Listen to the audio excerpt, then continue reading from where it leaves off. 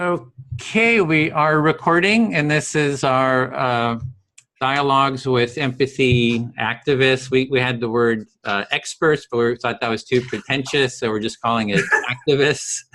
That's book authors, academics in the field, just people who are very enthusiastic, working intensely on empathy. And I'm Edwin Rutsch, Director of the Center for Building a Culture of Empathy. For about 12 years, been working quite intensely on the topic of empathy. And maybe we can just go around and introduce ourselves. Mark, since you were introducing yourself, you want to continue? Sure. My name is Mark Fargiano. I teach here at the University of Central Florida in philosophy. I study ethics, and I'm currently writing a book on empathy. And I have a nonprofit called Empathy Activation, formerly Empathy Vision. And the goal of that nonprofit is to train healthcare professionals using the latest technology and adopting my theory of empathy, applying my theory of empathy to the problems in healthcare profession. Okay, thanks. Liedewij, you want to go? Yeah, so my name is Liedewij Niezink. I'm Dutch, originally, live in France. You can call me Lily if you think it's too complicated. It's fine. I'm completely used to it. Don't worry. Did my PhD on empathy and social psychology. Started off very much in the tradition of Batson's work and his work with the Katie Banks study. So the girl who had problems, and we were asking participants to what extent they felt empathy with his emotional response questionnaire. So that was back in the beginning of the year 2000. So I've been working on this surprisingly, really, for about 18 years or so now. Oh. After the PhD, I started also my own business. I've been teaching at the university, and I started more on the consulting, developing empathy programs. And at the moment, I'm doing a very interesting program. I've been working with Edwin, I should tell. Sorry, Edwin. I've been working with Edwin in 2012, 2013, 14. We've been developing the empathy circles together. So the start of what Edwin's doing now. But we've also both gone different ways with it. And so I've been developing a program for service delivery staff in South Africa. We've been pilot testing it in a big non-profit organization in South Africa under very tough circumstances. And it's very much, we call it empathic intervision. It's a peer support program. Intervision, yeah, it's a new word in the, in the English language. Typical academic. Sorry? I was saying that's the academics, always creating new words. Well, since we don't have enough words around empathy yet, we thought let's throw in another. Anyway, intervision. And we've been pilot testing it, and it's very, very exciting. We just last week we had the news that we're going to roll it out in the whole organization. So we're building an implementation plan, and yeah, it's fantastic. And we hope to do all the way through the research as well, to really try and make it a method that works, right? I'm very much enjoying the academic part of this work, but I'm also very much engaged in how can we make this palpable, and how do we work with this really. So that's short. Okay. That's me. Great. Thank you, Liedewij. Jonathan? Yeah, thanks everybody. Thanks, Edwin. I'm Jonathan Beaver. I'm a philosopher here at the University of Central Florida. I'm jointly appointed in our philosophy department, as well as our text and technology PhD program. I don't work on empathy specifically, but I come to it circuitously, as it may be, through my work on ethics. So I was trained as an ethicist. My research focus is sort of at the intersection of bioethics and environmental ethics. I've spent a lot of time working with STEM researchers, so academics primarily, but also STEM professionals and their students. And one thing that we've come around to through an NSF-funded project is the importance of empathic perspective taking in the process of ethical decision-making. So my thinking about ethics is its role it plays in my thinking about empathy is the role it plays in ethical decision-making. And we argued in several papers now, working with engineers and engineering educators, that empathy is a necessary component to this bigger project of making ethical decisions. And I'm you're all much more familiar with this than I am, but one of the things that was really striking to me within philosophy is that for 2,500 years, philosophers have prioritized in the Western world sort of the rational components of making decisions. And it's only been really quite recently in the mainstream and frankly, reasonably recently in the broader culture in philosophy that the sort of emotive, empathic concerns have been brought to the fore. A lot of this work has been done, from my perspective, from moral psychologists who have really brought to bear the idea that our ability to make rational decisions is not as significant as we once thought it was. And in fact, that the sort of affective side is really, really vital to the ways in which we make decisions. So if we want to put forward better STEM educators or better STEM professionals in the context of my work, we need to think really carefully about what it is to connect not only with each other across disciplines, but also with our stakeholders. And for engineers, this is really important because of the client-professional relationship. So we've done quite a bit of thinking along those lines. I'm really glad to be here to think more broadly about empathy. Thanks. Oh, great. Glad you're here as well. So this is our empathy. The title is Empathy Circle number 3. And the idea was we want to explore what is empathy and use empathic listening, the empathy circle process, to discuss it, but to identify within the group here, what are we talking about when we say empathy? So you can't say, well, empathy, it's some kind of abstract thing. It's like, where is empathy in the relationship that we have right now? And so we want to use the empathic listening practice, which I know Levi is very familiar with. And I don't know if you have seen Mark and Jonathan, the practice, but the approach is one of us will speak and we'll select who we speak to. And, you'll talk about empathy and where you're seeing it in the group, and, maybe the different terms about empathy, like self-empathy, or relationship empathy, or cultural empathy, these different aspects, and show it in as well as possible within the group here. And then you speak, and the listener is going to reflect back what they hear you say till you feel like you've been really heard, to your satisfaction. We'll put like a 6-minute limit to get to start with, so we can kind of spread the attention around. And then a few tips. So as you're speaking, you want to pause periodically so the listener can reflect back what it is that you're saying. And as the listener, you just want to get the essence of what the person is saying. It's sort of a recapping what they're saying. You don't need to like word for word say what it is that they've said, but kind of what's the essence. You might summarize, paraphrase what was said. The basic idea is for the listener, the speaker, to feel like they've been understood. And then once there's been that reflection, you continue until you feel like you're fully heard. You don't have anything else to say, and you can say, oh, I feel fully heard. And that just means that the listener then becomes the speaker, and they will select someone to speak to. And we just go around for the 2 hours that we've set aside for this dialogue. So that's the essence of it. Is there any question before we start?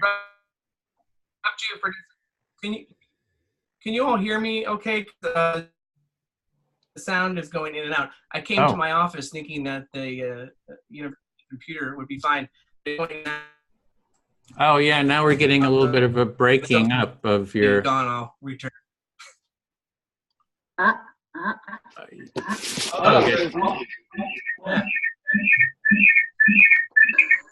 So you could close the other one. There are now 2 of you.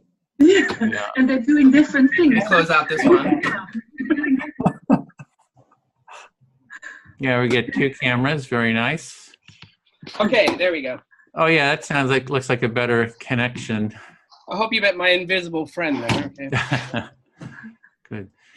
So, yeah, I'll also keep time. We'll set the time at, I guess, to start with maybe 5 minutes, and then we can sort of expand on it to 6 or so. As time goes on, as we go on.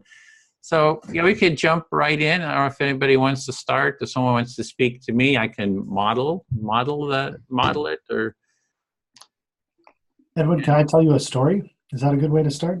Okay, you can. Do you want to speak to me then? Or, Yeah, I would. Yeah, that's okay. Then I'll start the timer. So, go ahead. A few years ago, a younger colleague of mine, who's now a assistant professor in Indiana, had been working on a dissertation on empathy, again in the context of engineering. And I remember distinctly sitting down over dinner with him and having this long debate or discussion about what exactly he meant by empathy. He was using this term empathic perspective taking, the idea that one of the ways in which I understand what you, Edwin, are talking about is by taking on something about your perspective and trying to internalize it. And I hear that reflected in the language you're using about active listening and the sort of return and being heard. Does that make sense so far? Mm-hmm. So what I'm hearing you say, I'll just reflect back. What I'm hearing is that you met with like another professor, and he was talking about perspective taking, being empathy and perspective taking, and so that's something that's just come to mind. Yes, that's right. And the thing that I bothered him about in the context of our discussion was the relationship between sympathy and empathy. And I know Mark and I have had discussions about this in the office here in Florida as well. But I'm really remain confused about that relationship. As a philosopher, I was trained to think that empathy is impossible, that it's impossible for me to take on your affective conditions. It's the problem of other minds. I can sympathize with you, but it's actually from the problem of cognition, it's impossible for me to empathize with you. Mm-hmm. So what I'm hearing there is you still wonder what the difference is between sympathy and empathy. And from your training in philosophy, it's like empathy is impossible. You can't really take on, really know what other people are thinking or feeling. Right. Yeah. And I think I was left after that discussion. He pushed back quite significantly and said, no. At least in the context I'm using it, lots of scholars use it in this way. Empathy means just perspective taking, the sort of feeling with another person. And I worry that empathy is one of these terms we run into all the time that's pretty thick, as Bernard Williams would have called it, that it takes on a lot of connotation. And that without some careful constraining, which is what we're doing in our conversation now, we can all mean something different and get lost. So you have real concern about the definitions, like what do people mean by empathy? And it's you're calling it a thick, complicated maybe topic, and it's easy to get lost because there's sort of a lack of clarity. Yes, yeah, I feel very heard right then. Thank you. Mm-hmm. Okay, you got 2 minutes left. Is there more, or do you? Well, I can just say I remain conflicted, and I remain pretty compelled by the idea that there's a significant difference between sympathy and empathy. And that it's sympathy and it's, I think Mark called it the sort of romantic way of using sympathy is outmoded. But the idea, as I understand it, or the way I've taken it to be, is that sympathy is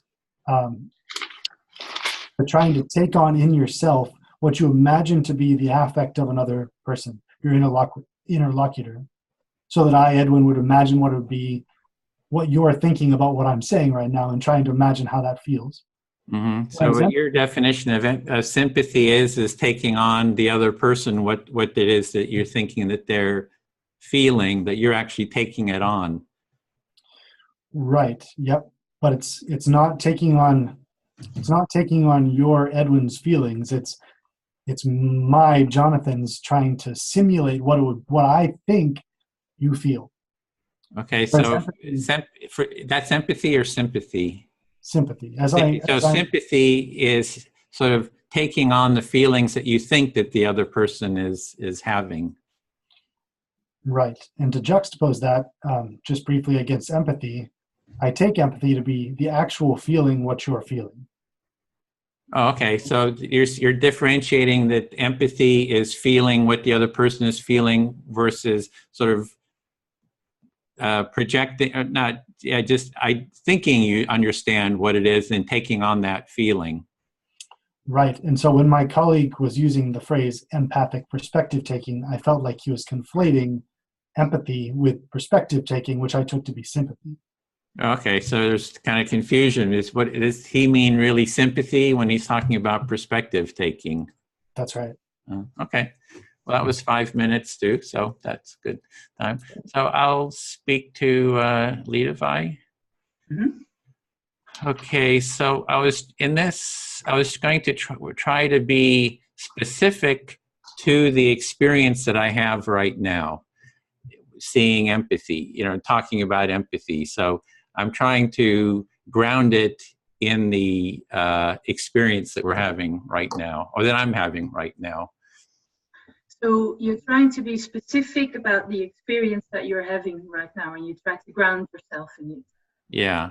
And I talk about a culture of empathy. So I'm feeling the four of us here. I'm actually seeing myself too. So there's the four of us here. And for me, a culture of empathy is the level of empathy of the whole group here. So, I see you moving to the side. I see, Mark kind of looking down at something. So I'm feeling at this moment, I'm seeing myself actually kind of moving. So the empathy, the culture of empathy is, just looking at what's happening here in the moment of everybody in the whole group. Yeah. Yeah. So what you are interested in the culture of empathy. And so for you, what is the culture of empathy in this moment is us four within this group, and the way we behave, where we look, how we move our hands, these type of, yeah, and twinkle fingers, and then so there's all these different terms. So that's the culture of empathy. Then the self-empathy is, what is it that's going on inside myself in the moment? I'm sort of sensing, I'm feeling, my brain feels a little numb. I'm sensing a little numbness. I'm sensing sort of a spaciousness. I'm feeling a little anxiety. So I'm feeling into my body in the moment. And that feeling into myself is what I would call self-empathy. So feeling the sensations that are happening in my body. So besides looking at the culture of empathy of the four of us, you're also trying to practice self-empathy, which consists of feeling within your own body and within your own mind, your state of mind and the state of your body, and the sensations like the numbness that come with that. Yeah, and then for me, the empathy, another empathy form of empathy is I was listening to you. I was seeing you, and I'm sort of and so I'm seeing you nod your head. So I'm seeing this sort of affirmation, and and so in my body, I can sort of feel that sort of feeling of affirmation, and it's like she's understanding me. She's showing has some understanding, and so that's kind of, for me, empathy is sensing into that. And maybe I'm doing interpretation of, you are really understanding me, but in a sense I don't know, but that's sort of what I'm reading. So sensing into, so me nodding my head, giving you a feeling of affirmation, of being heard, of me possibly understanding what you're trying to say. And so sensing into that for you is also an aspect of empathy. Is that what you're saying? That's empathy with another person, right? I'm empathizing with you and reading your feelings of support, affirmation. So and even now again, you're sort of affirming. So that is, reading your body language. And what does that do? I feel like, that's just a sense of affirmation of what I'm saying, or not affirmation, of understanding. Okay, you're feeling like you're understanding me. So I'm kind of interpreting it. Yeah. So you're empathizing with me by reading my body language, which is an affirmation for you, or at least that's how you interpret my behavior. Yeah, and I also find that by you kind of being present, listening to me, reflecting what I'm saying, it's allowing me to go more deeply into my own experience. Like, oh, new ideas are popping up. Like, just in the space of you listening to me, it's like just out of nowhere, these new, I don't know where they come from, these new ideas pop up. And I feel into them, and that's again self-empathy. So like self-empathy going on. I'm empathizing with you. You're empathizing with me. Plus, we have a whole context, culture of empathy here, or relational empathy. So, yeah. So you see all these different aspects of empathy. Yourself, empathy, what's going on inside yourself. Our relational empathy, what we are doing, the four of us in this group. Between you and I, you empathizing with me and me empathizing with you, and the affirmative, mirrored body languages that we are using. And it brings up in you new ideas, new thoughts, new feelings that you'd like to express. Yeah, that's my time too. I feel heard. Thank you.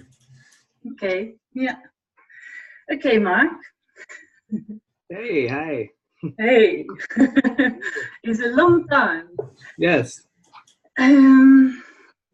Yeah, so every time I'm watching these type of videos of Edwin doing these empathy circles, and I'm watching quite a few of them, I find it really fascinating.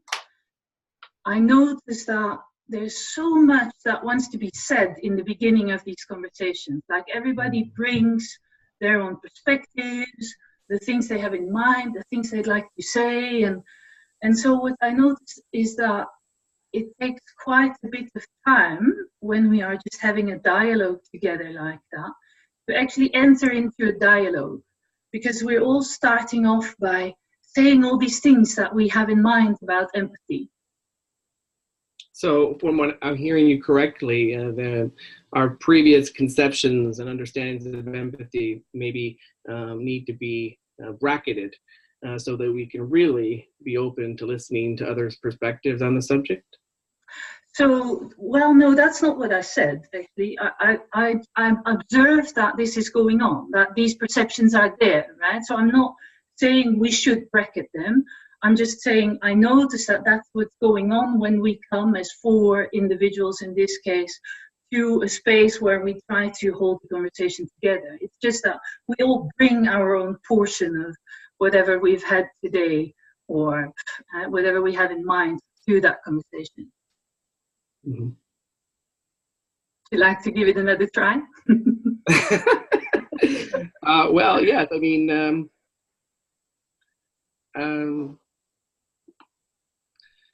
I understand what you're saying. I do think, though, sometimes it's necessary.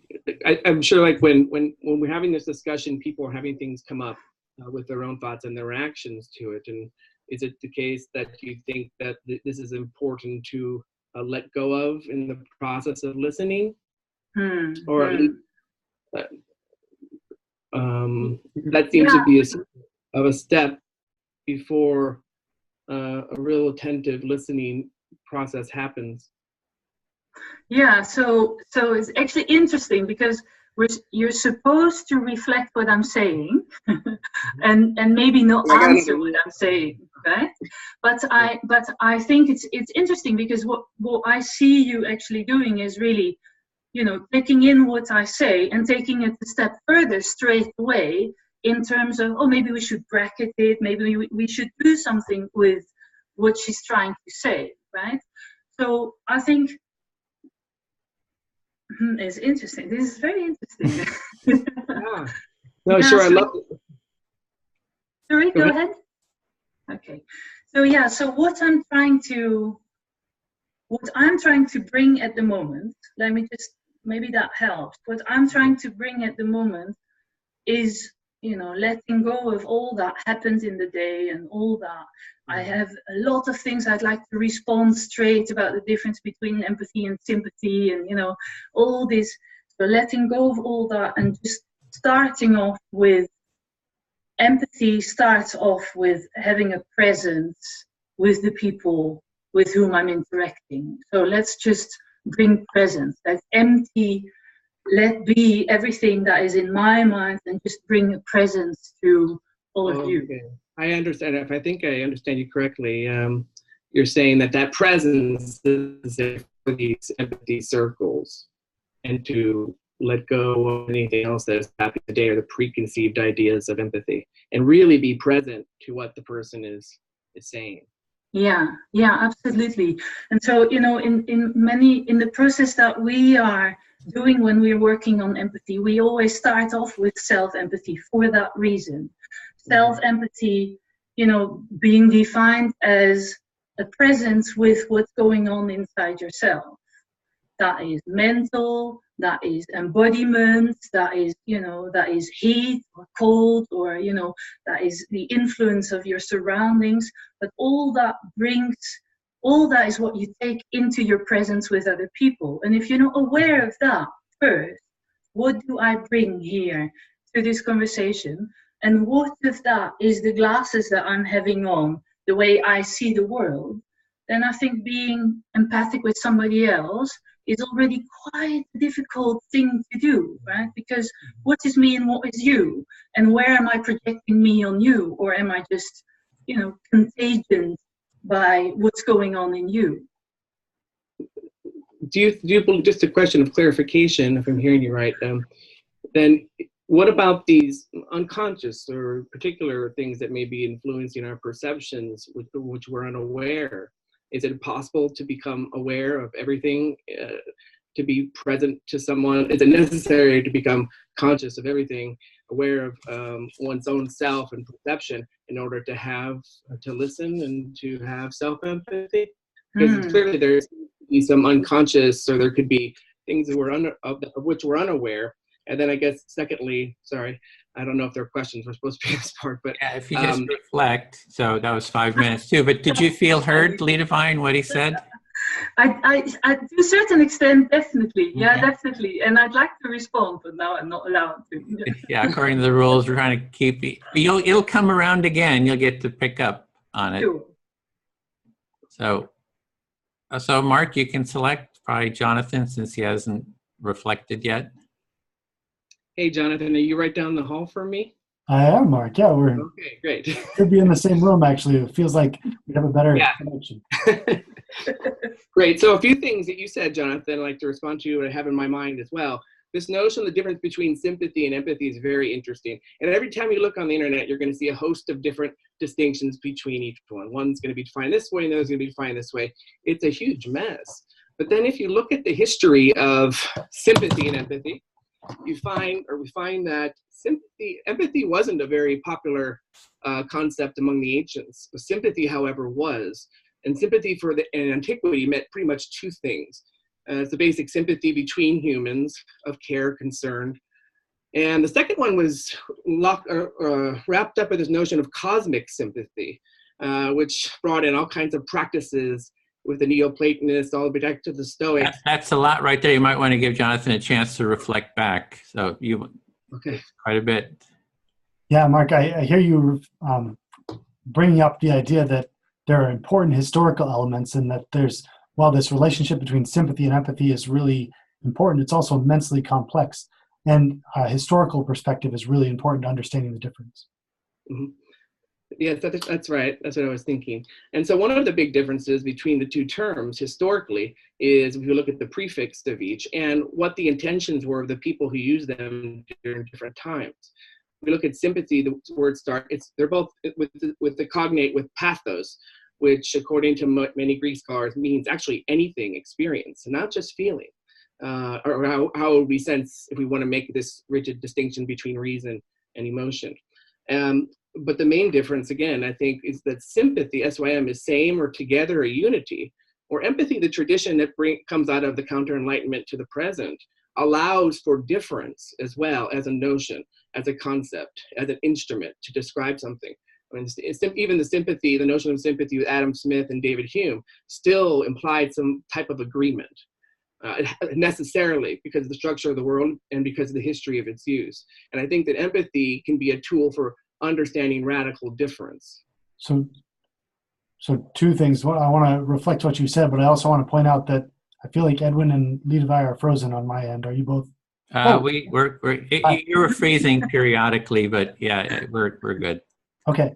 Mark, I hear you saying that sympathy relies on a concept of agreement, and that there's something important that's brought up later on in its history by the idea of difference. And this relationship between agreement and difference might help us understand the relationship between sympathy and empathy.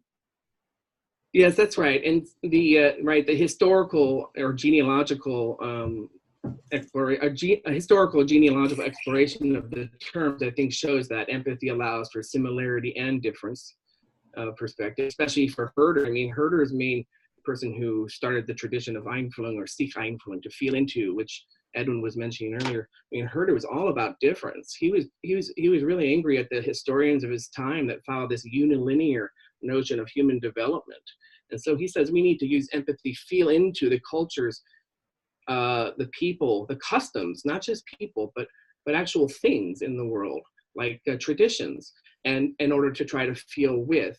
But it was all about trying to get out of this enlightenment passion or curse of trying to make everything similar, unified, according to particular ways of thinking about reasoning.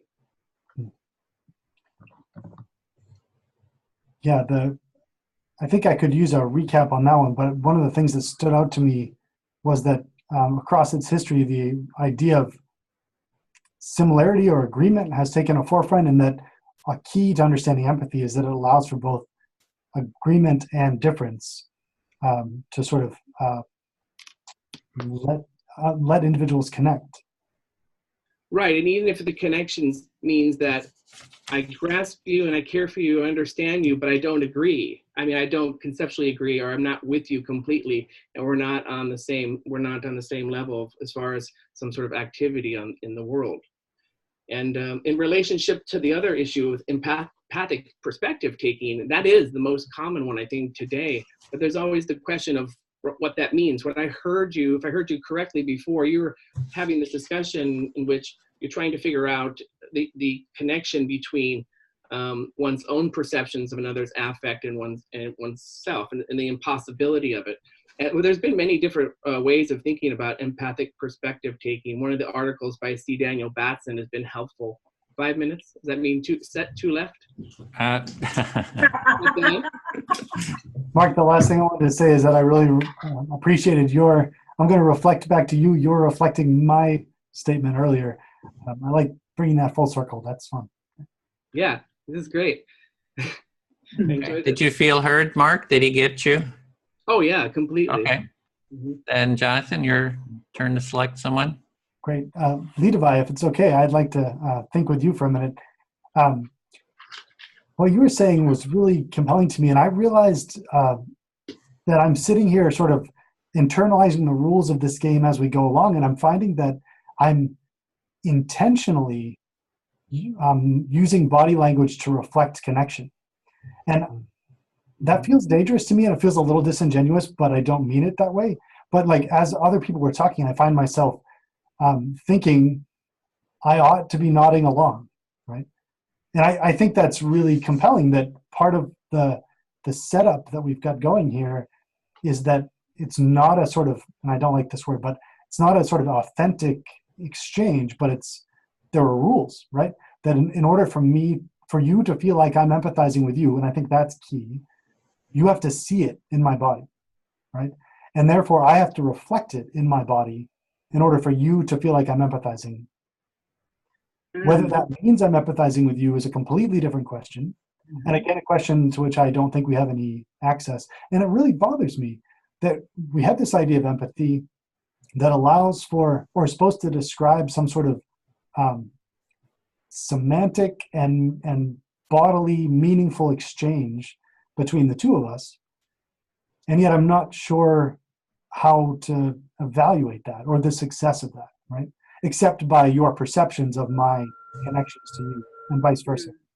I see you, for instance, nodding meaningfully along with what I'm saying, and it's not clear to me if you're the generous read, and I take it to be the case that you're actively engaged with what I'm saying, but you could also be for all I know, reading a comic on your computer and sort of nodding along at the same time. I know you're not doing that. It's just or you could be. I don't know that, right?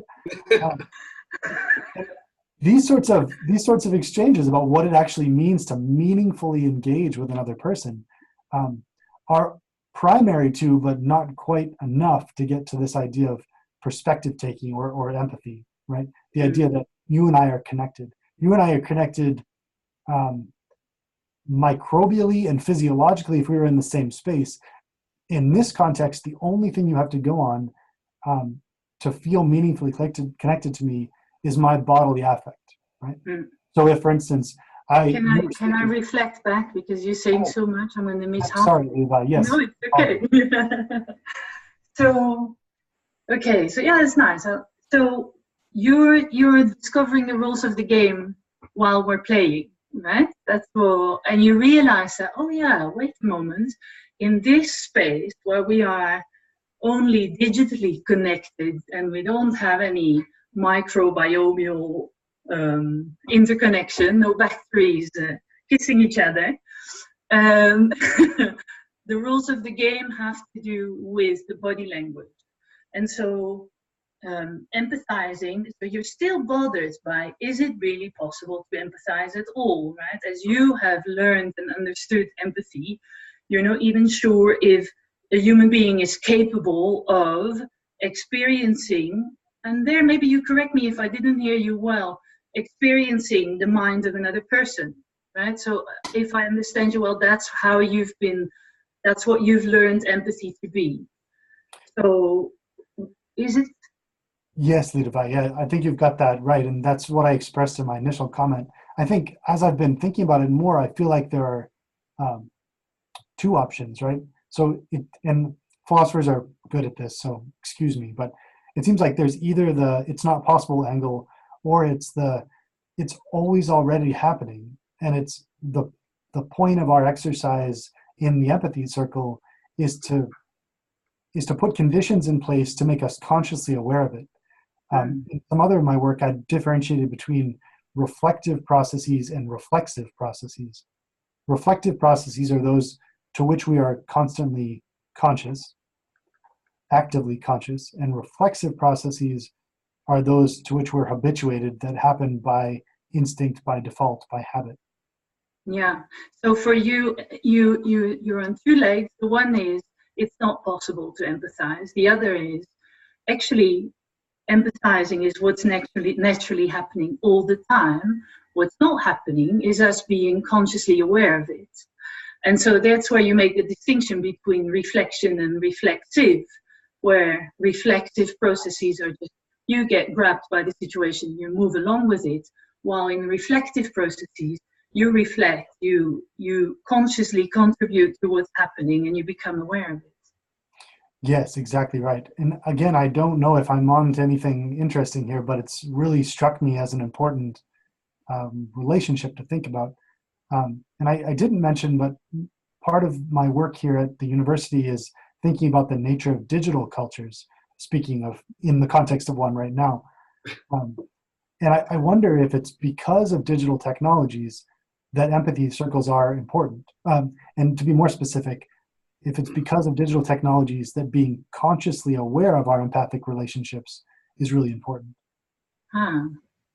So in the digitalization of our world and your specific interest in it, you wonder whether this, the conscious awareness of empathy is extra important in these type of digital encounters.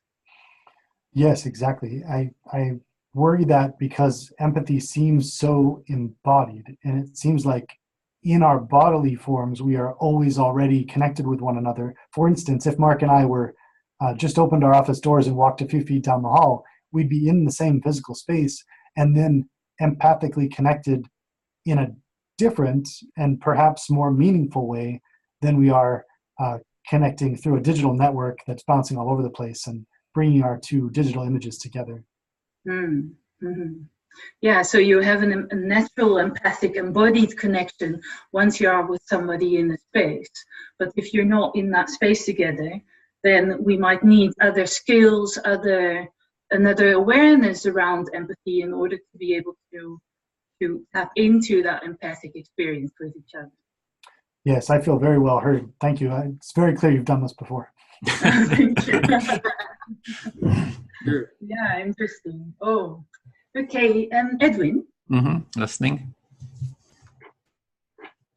I think it's fascinating. I love the fact that we have such different perspectives, all of us, right? With our own way of thinking about it and working with it.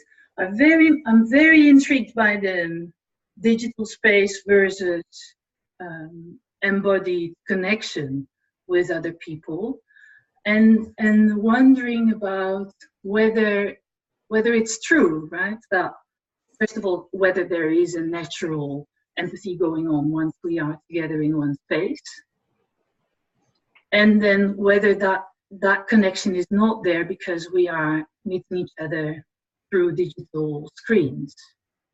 Okay, so you're appreciating that we all have different viewpoints, or to begin with, and then you're wondering about the quality of empathy in different spaces, like if you're in person or if you're doing this, and just in different contexts. Like maybe it's like just wondering about the quality of empathy in different contexts. Yeah, whether it exists naturally or not, right? Whether it needs more work in a digital space or not. So do you need to work harder at having empathy in a digital space than or not?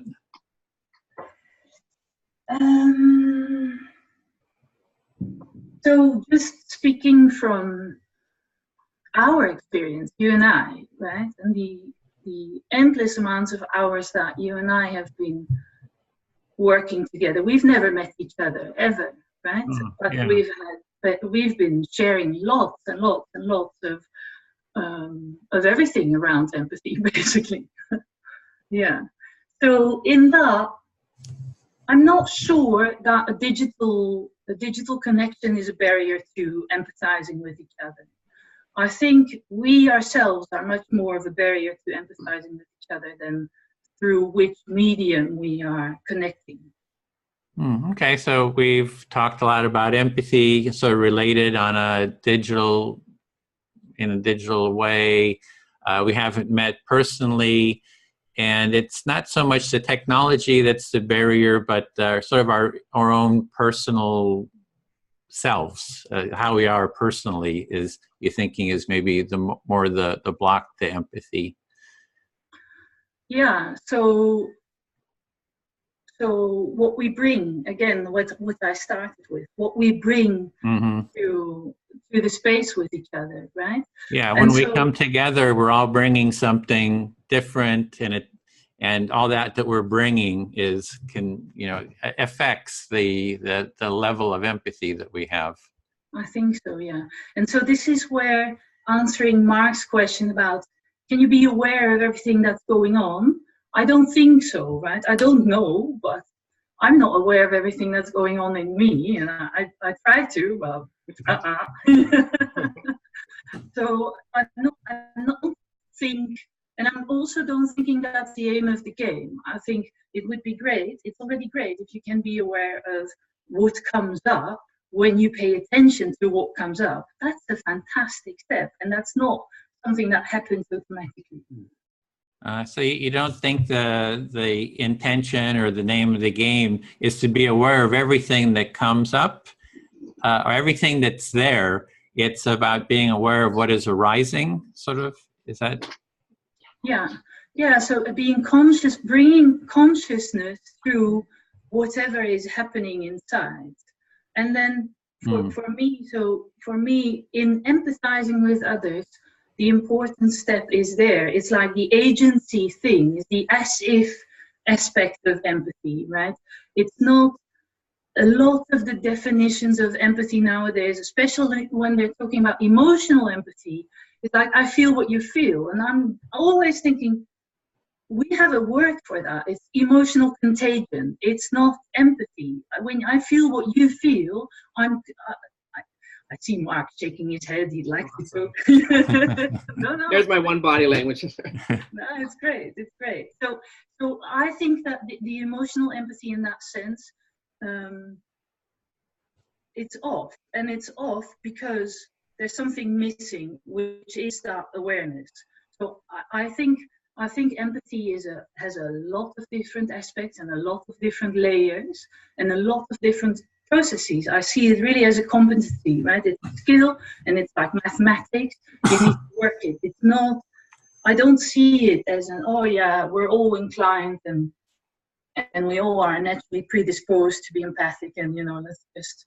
Mm-hmm. So you're seeing sort of a complexity to empathy and multi-layers, and that there's this aspect of awareness, like where do you put your awareness, and sort of this stuff that you're having maybe some objection to the definition of empathy, that you're taking on someone else's feelings and you're seeing that as emotional contagion, which is not empathy.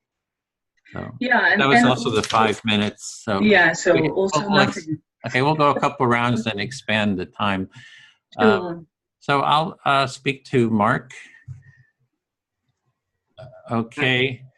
So one thing I did want to try to do in terms of defining empathy, is to be really specific about what's happening in the moment.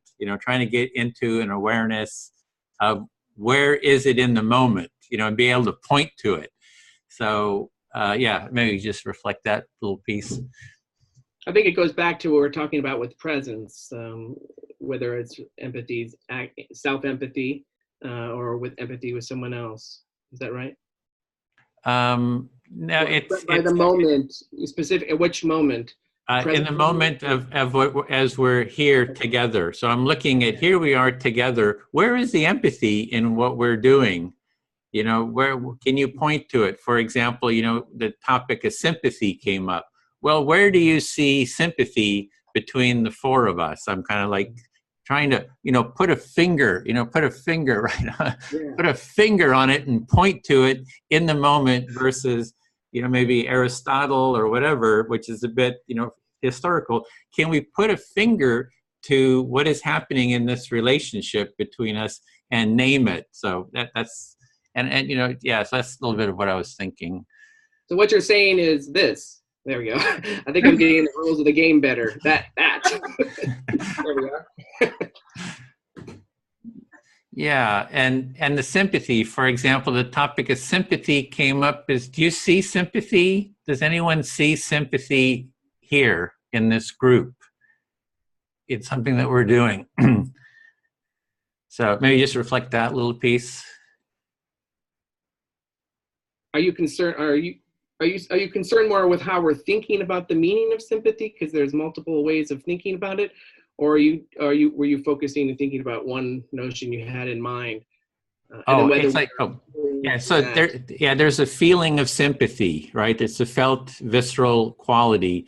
Can you sense that? Can we sense that in this circle here? Can we sense a feeling of sympathy in this circle? Right. As compared to, I think what you're saying is that, can we actually have it on this format or this circle online? Or it's, can we point? I'm not so sure what you mean. Okay, yeah. So So if I say there's a book, I can point to this book. It's a tangible book. Like, there's this book. I can point to it. Now, can we point to sympathy in this group? Is there any sympathy here? So if you just reflect what you're hearing, that would. I'm hearing that there is maybe an option to locate it. Yeah. In the moment. Exactly. Yeah. And if, for me, sympathy is about feeling sorry. I mean, seems to be two different versions of sympathy. Yeah. One is feeling sorry for people, and then the other was, that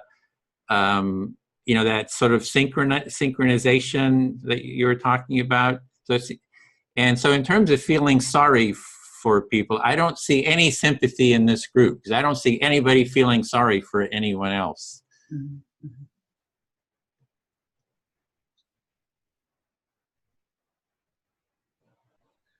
So you don't see sympathy as defined as feeling sorry, like for instance, a sympathy card. I'm sorry for, people say I'm sorry for your loss. That sort of notion of sympathy, you don't see that here. Exactly. Yeah. So I'm not seeing that. I could simulate it. Is like, I feel so sorry for you, Mark. It's like, I'm just so sad. I feel so bad. I feel so sorry for you. I mean, my heart is just filled with sorrow and for you. So that's kind of a simulated, fake. I just made it up.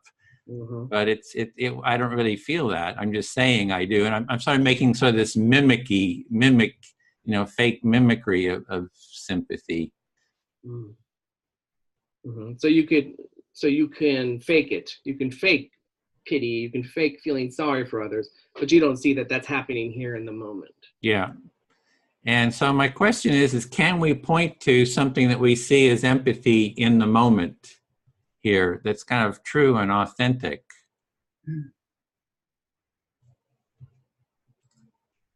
So whereas you don't think we can point to sympathy in the moment, you're suggesting that we might think about how we point to empathy in the moment. Yeah. Yeah, I feel heard. Thank you. Fine.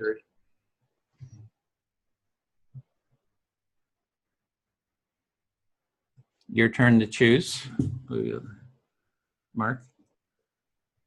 Oh, me. How about Lee? Hey. Hi. Hey. So I want to just return to some things that were said and then give my own biased comments on some ideas. We were talking before about, whether it's not possible to have empathy or whether it's always happening. We made that distinction as a possible phenomena. Then we talked about also the difference between digital and live. Which one would be closer to being showing some sort of empathic activity or feeling. I think before those questions are answered or even attempted to be answered, it's important to know that empathy means many different things and we're not going to all agree.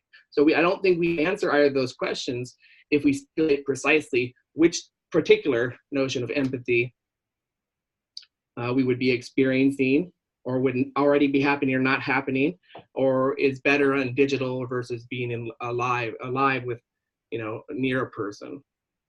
Yeah, so you have a need to, you think it's very important that we define whatever we mean with empathy before we can even answer the type of question that we've been posing already about whether it's natural or not, whether it's already there or not, whether it's different in digital as it is live.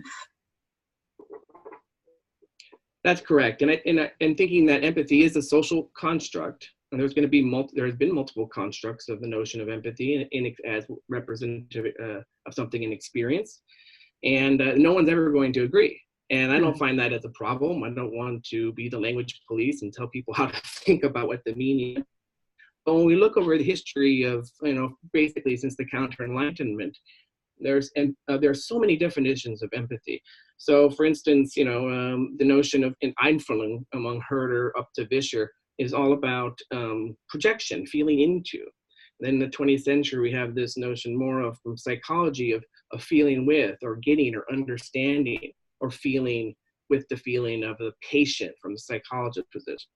And then more recently, people have talked about it in terms of care. Neuroscientists and C. Daniel Batson, the social psychologist, defines or basically empathy as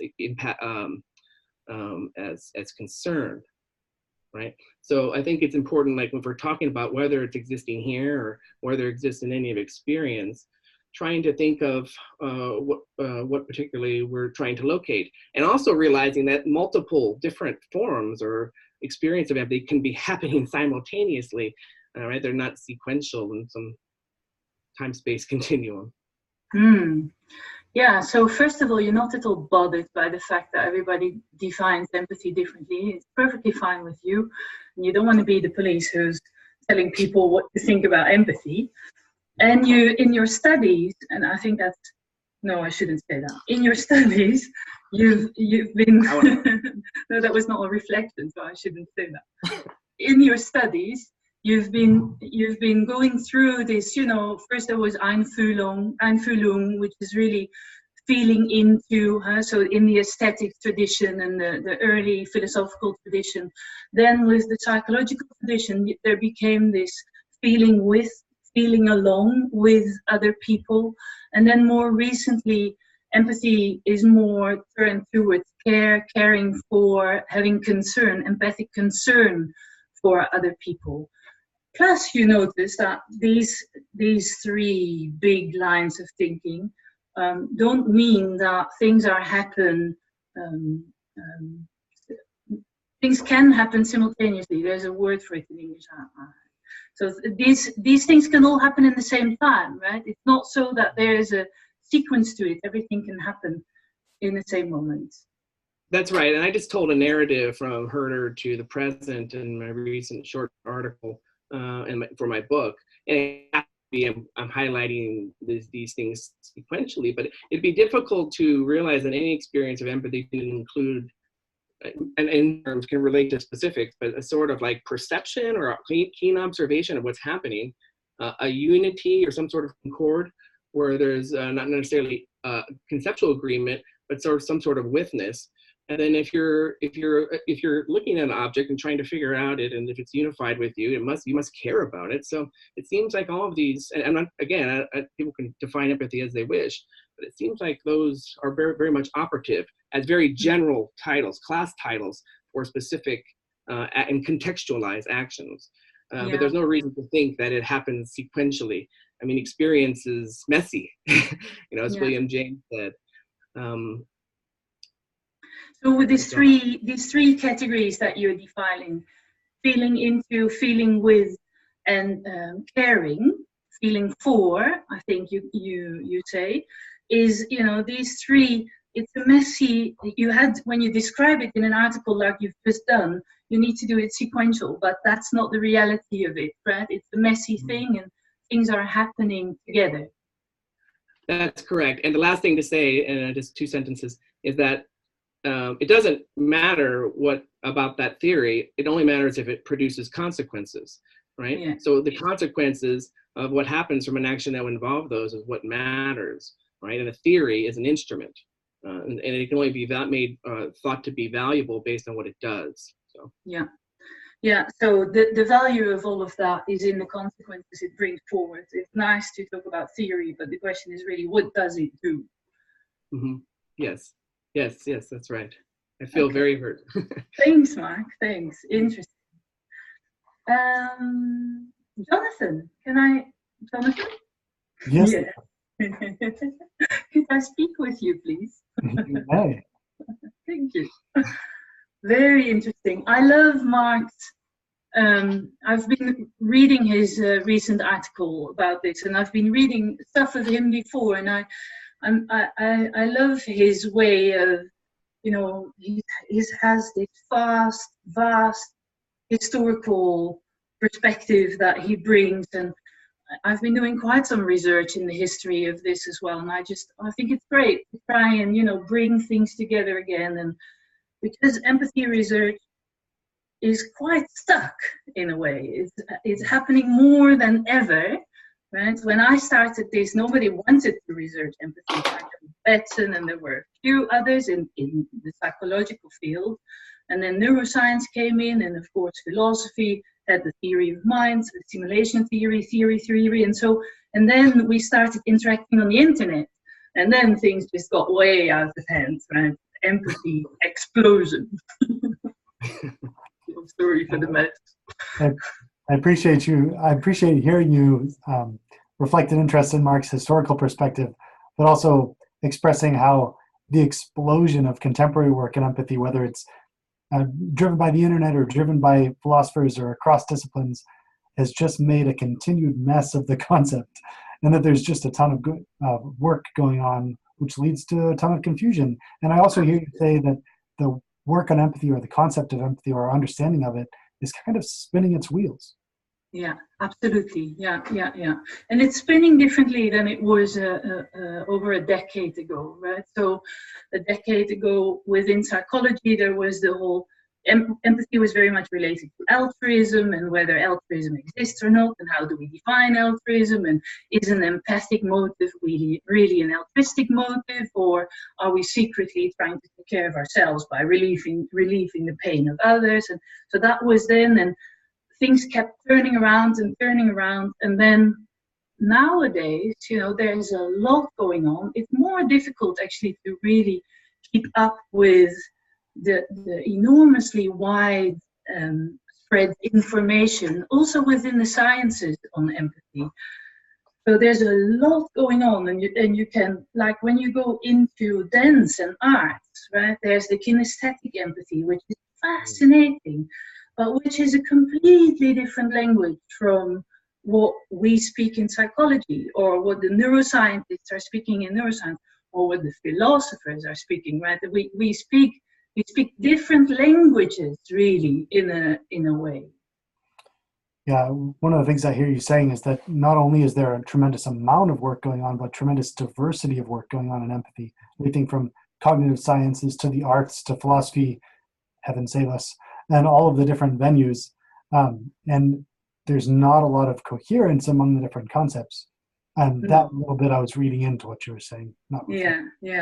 Well, there is coherence, but you have to look for it. It's not obvious on the outside. And I think also the thing that is playing a role is that people are very much interested in pushing their own definition of what empathy is. I think many people really have a very strong belief in empathy is this and it's not that. And you have to do with it. And if you don't speak my language, then I can't empathize with you.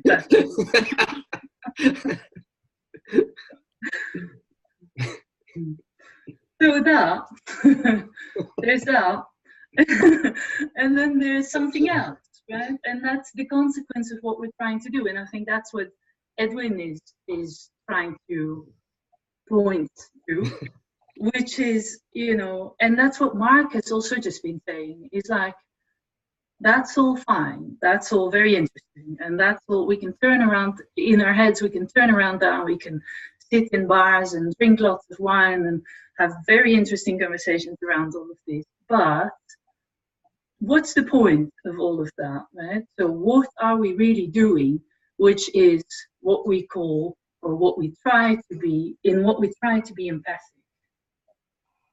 Yeah, so I hear you saying there's the conceptual work that's going on, and there's coherence or lack of coherence, or however we want to describe that. And yet, on top of that, and maybe primary to it, is the actual thing that empathy is supposed to be describing.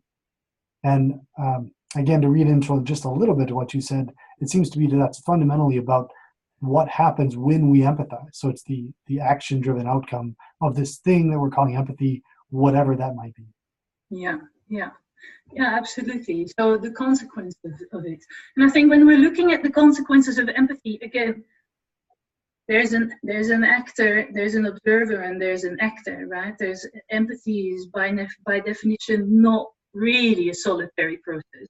So when I say self-empathy, it's always, as a preparation for empathizing with others. It's not like, go and sit and meditate and you've done your empathy for the day. No, sorry.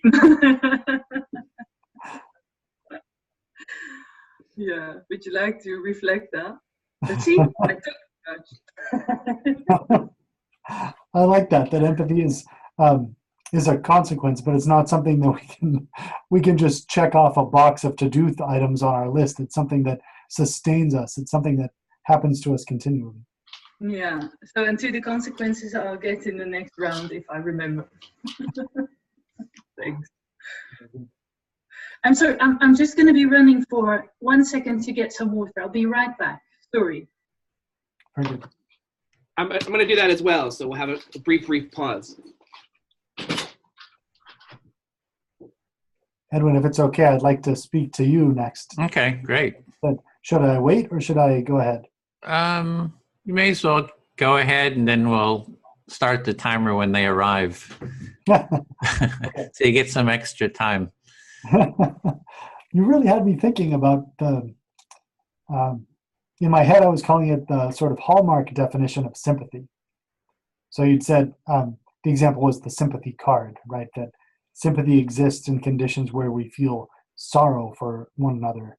I'm sorry that your dog passed away. I go and buy you a Hallmark card that expresses my feeling of sympathy towards you. I wondered about that definition a little bit. It seems like it's a little restrictive. Again, by whose definition, I don't know. But in my head right now, when I'm thinking about sympathy, I'm thinking about it's not necessarily just sorrow, but it's connection, right? So I can sympathize with you by feeling joy for your accomplishments, or pain at your loss, or happiness for your connections, or whatever they may be. So I wondered, and I'm hesitating now because I want to ask you a question to which you would respond. You're supposed to reflect what I'm saying. Mhm. I'll stop there. Okay, so the topic of sympathy, which I brought up, you're just starting to think about it and about the nature of it and how it's related to this Hallmark card, sympathy, and so the ramifications of it. I think there was multiple sort of aspects of that, of sympathy, of like, how do you feel about what about feeling sorry for someone? There's all kinds of different thoughts and related ideas that experiences that come up related to the sympathy as you're sympathizing. Yeah, that's right. And I think I was specifically focused on the relationship of sympathy to sorrow. If that was worrying that wasn't the only possible connection that one might feel when one sympathizes. Okay, so when you sympathize, it might not only be around sorrow. There might be other feelings that are arising around sympathy. Yes, exactly. And I don't know what to do with that. It comes back to something Levi had said about the sort of amount and diversity of work going on these concepts, and the idea that I, as a philosopher, have, by my habits and my training, a very specific idea, or a very specific set of ideas of what these concepts might mean. And that's only one specific set among countless others. And that makes me think, on the applied side or the practical side, the so what question. We do all this work, whether it's Mark's excellent work on the history of empathy, or whether it's Levi's thinking about the diversity of ways we conceive of empathy, and whether any of that matters to the practice. Mm-hmm. So you're really wondering if all this thought and discussion around empathy is, if it has any consequences or any outcomes. What are the outcomes, and which was brought up before? Like, does all this have some sort of a outcome? Yeah. Is that it? I don't know. No, that's right. Okay, yeah. okay. And specific to the outcomes, to turn, following your lead back to this idea of self-empathy, I realized that in the last 30 minutes of our conversation, whether that's my speaking and responding or my listening, I've lost track of that thing I initially said, where I was consciously trying to use body language to engage, and instead just engaging. And I find that really compelling too, because I'm inclined to think that I have, in that instance of not consciously engaging, I've actually engaged and therefore actually empathized. Okay, so before you were sort of more consciously doing engagement, and you've shifted from not even thinking about just engaging, and through that direct sort of engagement that you've empathized more through direct engagement. Yes, that's exactly right. And that leads me back to this thinking about the importance of bodily experience, the sort of physiological or bodily or physiological perspective of empathy. If what I'm doing is consciously or rationally trying to engage with another person, I feel like that's a little less, I'm going to use the word again, a little less authentic relationship to you than if I'm just engaging. If I'm really engrossed in our conversation or in the idea or in my thinking about how you might be thinking, that seems to me to be a richer way of empathizing. And then to scaffold that, imagine then if we were in the same space, and not only were I intellectually engaged with what you're saying in our dialogue, but also completely unconsciously bodily engaged with you, right? In the exchange, whether that's the exchange of microbes or whether that's just the reading of body language the true nature of sort of embodied cognition, if what I'm doing is empathizing, it seems like the interbodily experience is fundamental to what it is to empathize. So you're seeing that a deeper level of empathy is sort of an interbodily empathy, really connected to the feelings, like direct connection and interaction, versus maybe more of a detached conscious, that the consciousness sort of blocks this direct, deeper empathic connection. Yeah, I have no reason other than to just be inclined to think that, but that's exactly what I'm feeling. And it's coming out of things that both Mark and Levi have said about the complicated nature of all these different definitions of empathy. We're doing all this work up here intellectually, conceptually, historically, trying to define empathy. But underneath it, what grounds it is that experience of empathy, and that's not something that's conscious. Levi, you mentioned, drawing on Mark's work, I think, the idea of the sort of, I can't remember exactly your phrases, but the actant and the respondent and the person on which, and the actor, I think, are the three. That reminded me of this exchange sort of from Saussurean semiotics to Peircean semiotics. And the Peircean triad is this idea that there's an interpretant and an object in the signifier signified sense of semiotics, the meaning exchange. But for Peirce, the problem with Saussure was that it required conscious engagement, it required linguistic engagement. I had to interpret the signifier as the signified as the signifier, right? And that's what built language. And Peirce said, no. The nature of the world is semiotic, right? It's the exact same triadic relationship that Levi had set up for us, that there's an actor and an object, but then there's the actent, and those things go around and around, and they ground what it is to live in the world. And on my read, that's what empathy is. Okay, so it's really this aspect of the difference between sort of abstractions, conscious, being very conscious, versus being directly engaged. And there's these other examples of that I don't know if I quite got it, but it's sort of being aware of the felt experience and the engagement, direct engagement with that's like this empathy. That's I think you've got the gist of it. I feel pretty well heard. Thank you. Okay, great. So I'll speak to Levi. Let's see. Yeah, that I know. As Jonathan was speaking, I was thinking of Jean Genlin and sort of this focusing process of always speaking about a felt experience in the moment. So that idea came up that, I was reminded of that, and sort of this difference between sort of detached sort of analysis or consciousness versus trying to get as close as possible to the felt experience in the moment and naming it and engaging with it. Oh, you're muted. Yeah, So you notice the difference between the conceptual, cognitive thinking about empathy on the one hand, and the felt experience, the experience of empathy on the other.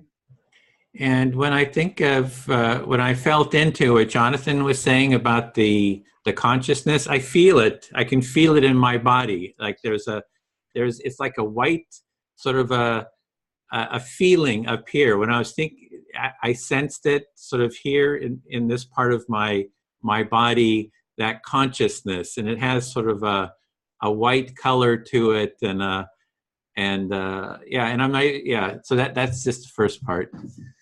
Yeah, so when Jonathan was speaking about consciousness, you became aware of your consciousness and what it looked like and where it was in the body, which was there, but I'm not sure if that's in the space or in your hands or that part of the brain. Yeah, it was in I sort of sense a 360-degree field of sensation.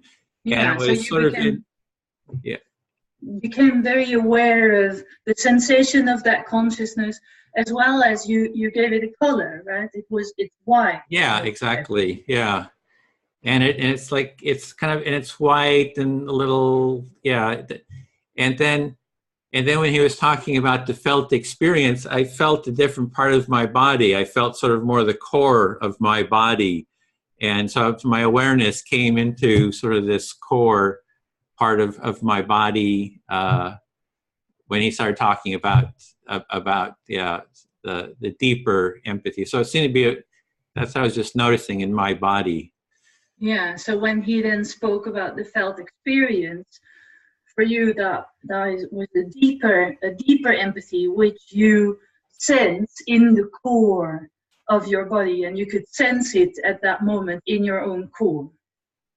And I also sense sort of a spaciousness. I always just kind of this warm, fuzzy sort of spaciousness around me. So if I just describe the visceral feelings I have, it's just this, you know, warm, fuzzy, but it's black. It's feeling sort of around sort of 360-degree space that I am in.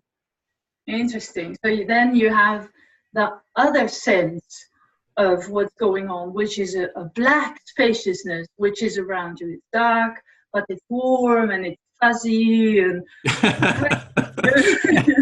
yeah, it's comfortable. It's like, yeah.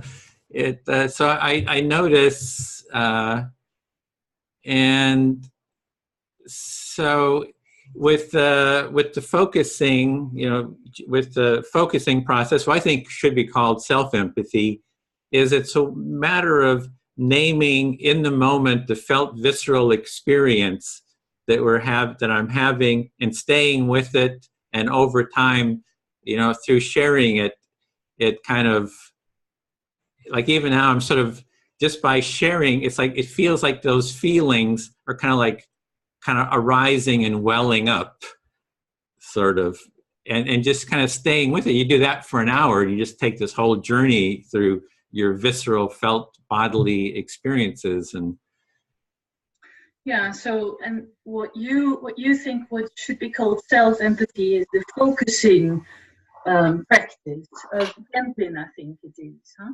yeah, calling it self-empathy. I think it's self-empathy, staying with your felt bodily sensations. Yeah. So for you, that focusing practice is sensing into your own bodily sensations and staying with them over time. And when you do that, you can do that for like an hour or so, and it keeps on. It's in movement. It keeps on welling up and moving, and there's new things coming up, and there's other things disappearing. You showed us a movement. Yeah, and I'm noticing just by sharing that with you, there's sort of an opening, and I feel like just stretching. I feel kind of like a bit crunch, and I feel like kind of creating more bodily space and just sort of stretching, you know, getting rid of the kind of the constriction that I'm feeling in my body. It feels really good. It kind of has, yeah, it feels viscerally feels good to have that stretch. So what you're feeling is that by sharing it with us, you're opening up, actually, and you're opening up to the extent that you feel like stretching out and creating a bigger space all around. Yeah, let's stretch, everyone. Let's empathy.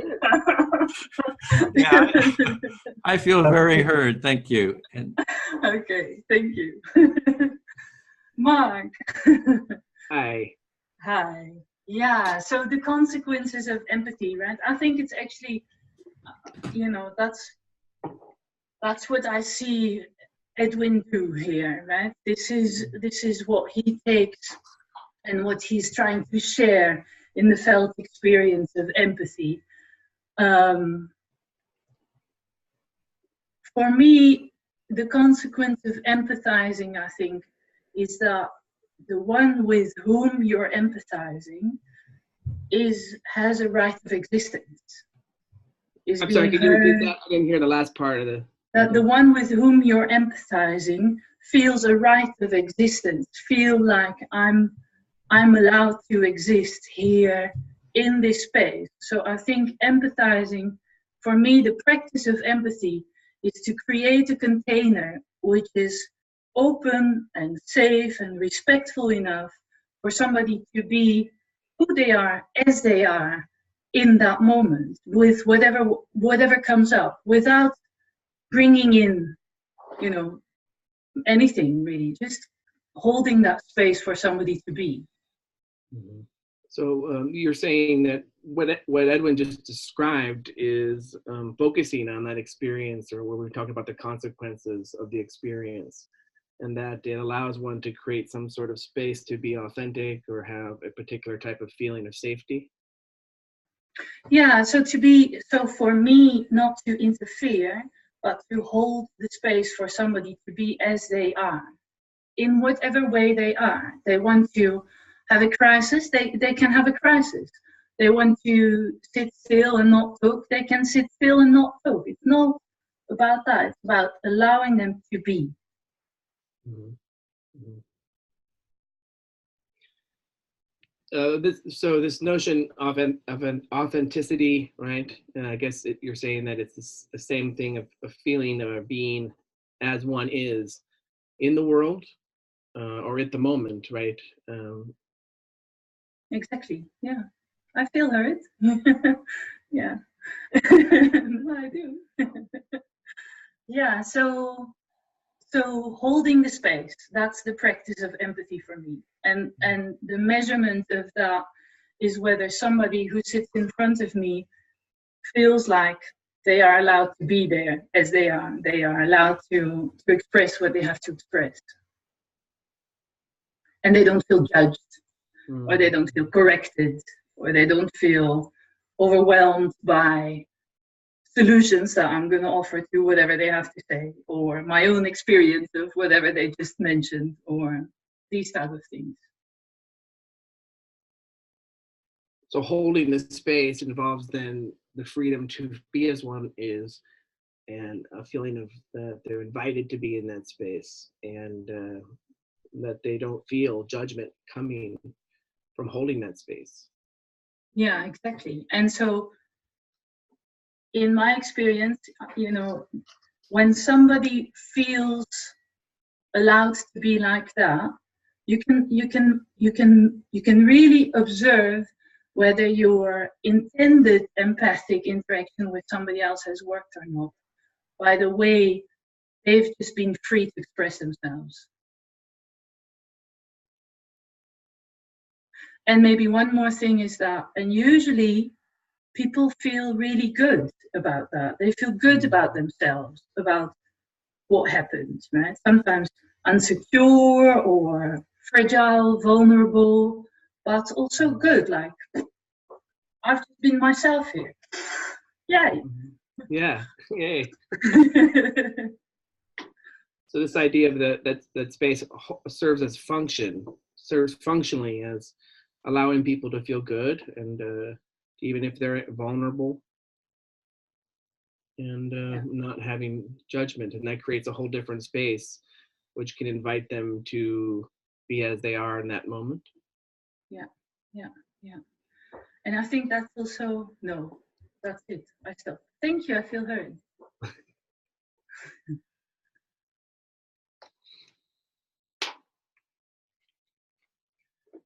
Who's up, me? You're up. You. All right, I'll go to Edwin. Okay, listening. I've followed your work for a long time, and the things you posted online have been very helpful to my own work. And one of the things we're talking about, the consequences. I mean, you're the leader of producing consequences, bringing people together like in this form, and all the things you've done in the past. Those are the things with people's different political disagreements. I mean, that is so important for this time, at any time, but especially now. And I was, thinking more about this idea we were talking about before, as that we have these abstractions, right? These sort of silos, these concepts that are rigid and fixed. Language is rigid and fixed as far as ascribing to meaning. And then we have the visceral, the experience, right? And so there is this, James talks about it as a problem because we have these ideas that are fixed, these concepts, and yet experience is always flowing and transforming. And so we've talked a little bit about that pull between the abstraction and representation, and a visceral or lived experiences. And so what I see you've always done is trying to bring those together and have them intertwine.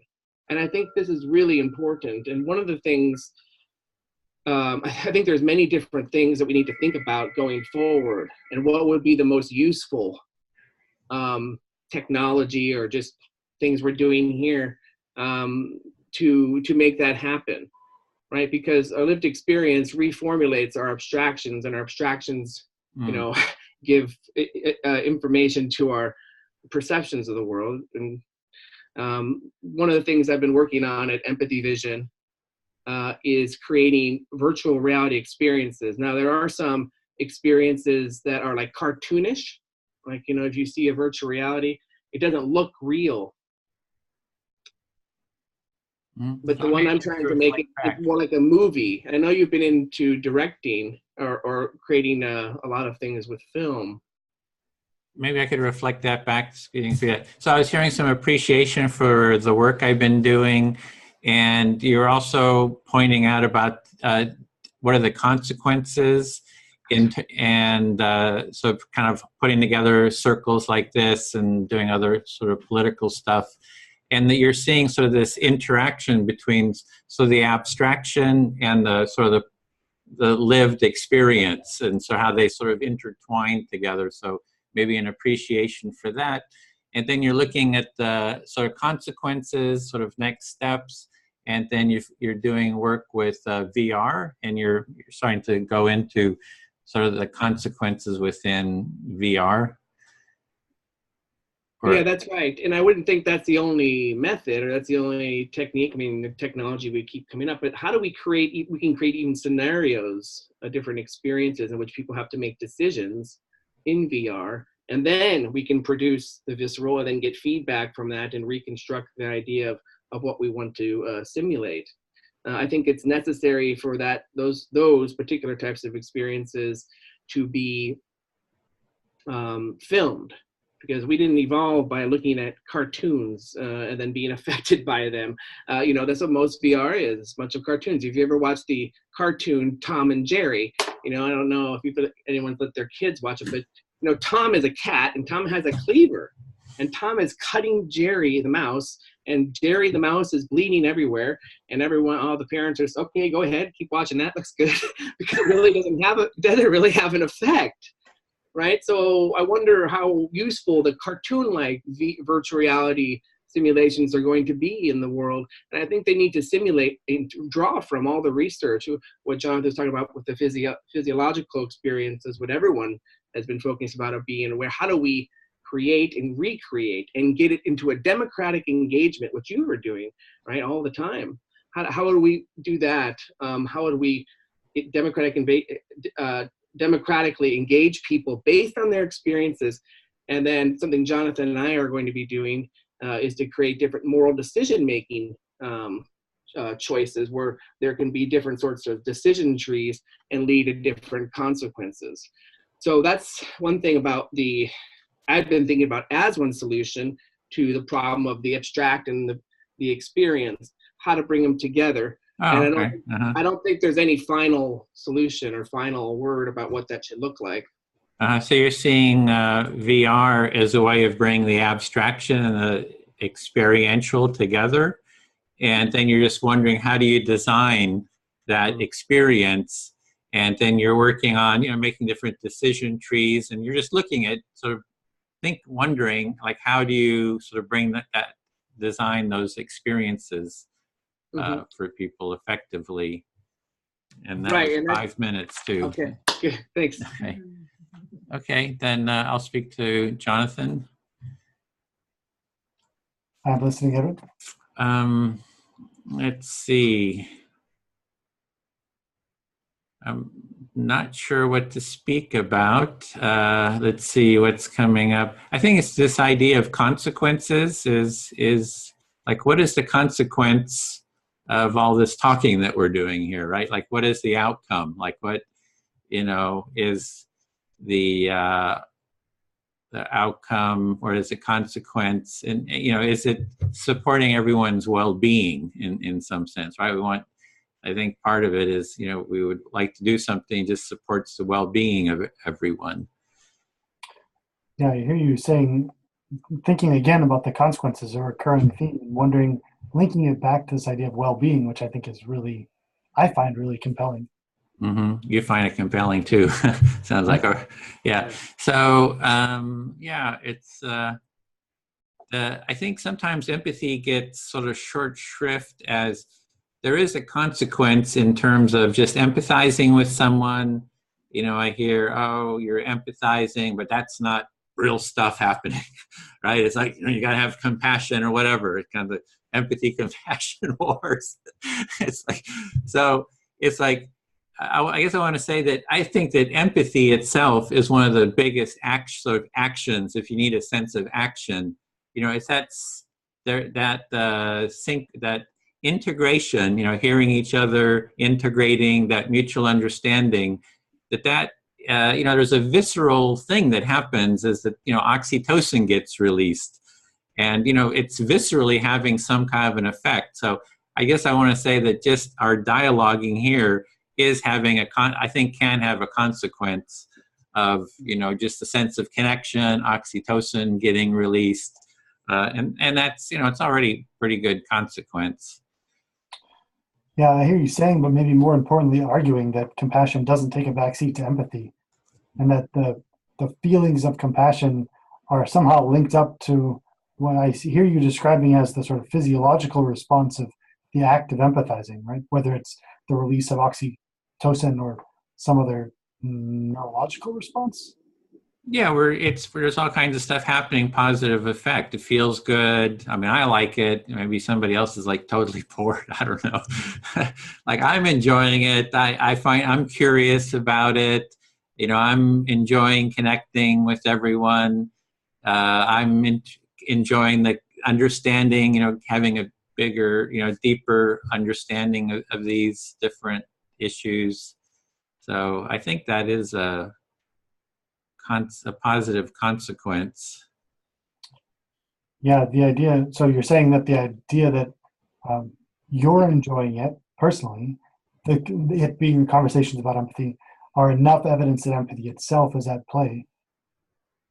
And there's also, I guess I see the other part of what we're doing is sort of like it's a little bit of an empathy gym. You know, I've got my weights. You're just practicing. It just takes a heck of a lot of practice. You know, I've got my 10 pounds weight. So, you know, so this is a little bit of an empathy gym, folks. You know, you don't have to totally change the world, but you can strengthen those empathy muscles a little bit. And yeah, the idea of the empathy gym, I really I'm saying that there's the empathy gym, that we're exercising a metaphorical muscle in the practice. We're practicing connecting with one another. We're practicing empathizing, and maybe that in itself is reason enough, is evidence enough that empathy is important. Yeah, and there's another aspect in terms of a consequence is as we do this, there's a resilience that gets built. In myself, I've noticed it. So in terms of the, you know, going out into a conflict situation, it's very stressful. I mean, it's just like my whole body is just full of stress because people are screaming and yelling, and I'm screaming, you know, I'm trying to, you know, engage with them. So it's very stressful. So the resilience that I kind of get in these circles, I feel it carries into more difficult conflict situations. And I've had that experience too, where, you know, I tell a story a lot with my family about a family conflict that happened, and I was able to mediate it, and it was hugely stressful. But by having sort of built up this resilience, empathic resilience, I was able to you know, kind of stay present. So I guess I'm building the case, right? I'm building the case for, you know, what is building on what came up about what are the consequences and outcome from what we're doing. Yeah, so I hear you saying that, to paraphrase, a short-term outcome is this practice. You're building up a resilience, you said, to the idea that of being empathic in more stressful conditions, and that resilience then lets you mediate conflict that might otherwise be overwhelmingly difficult. Yeah, and I do sense that I do want more. It's like, this is good, but I want more consequences. I want deeper and more impactful consequences. So I do have that sense too, that, you know, how do we how do we deepen the consequences? How do we kind of do more? Yeah, so I do sense that, yeah, I'm noticing it within myself. There is a feeling of, yeah, we've got to do more though. So Yeah, so you're recognizing that what you're finding as an outcome of empathy circles and the practice of empathy is important, but that you're finding yourself wanting even more. And you're yeah, finding that sort of viscerally. yeah, can we be more effective? Can we have more impact? Can we, and what would that take? And I think of, yeah, it's like the presence, deepening the presence. What would deepen the presence? Yeah, so I hear you saying that called it the depth of presence, but the idea that there's something going on here that's really important, here being our empathy circle virtually, but that there might be a deeper way of engaging. And that sort of harkens back to some of the other conversations we've had earlier today. Yeah, I feel heard. Thanks. Mark, if I may. Hey.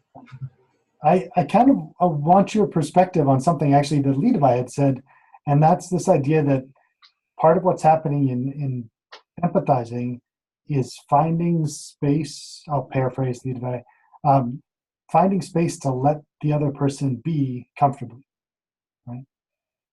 I didn't know, I wondered, I found myself wanting to ask questions. I think this is really interesting to me. One of the things regularly happens in my opportunities to speak is not that I necessarily have anything to say, but that I want to hear more from other people. I don't know what that's about. So you're Socrates, you're philosopher. That's what they do. Well, that's what that's about. So let me paraphrase in a statement rather than a question. One of the things that I think is happening with the historical approach, or maybe the philosophical approach more generally, is that we're focused on the development or the genealogy of concepts at the expense of the genealogy of persons. And we call this thing empathy, and it both feels and seems conceptually to me that even in our conversations in this circle, we've identified some intellectual conditions or constraints or possibilities for definitions, but what we're really doing is practicing connecting with one another. And I was thinking, as I was thinking that, I was also thinking this idea that we are all deeply interconnected, if not interdependent with one another, again, both sociologically, but also biologically, that interconnection runs deep, and that empathy is one way of unpacking what that does to us.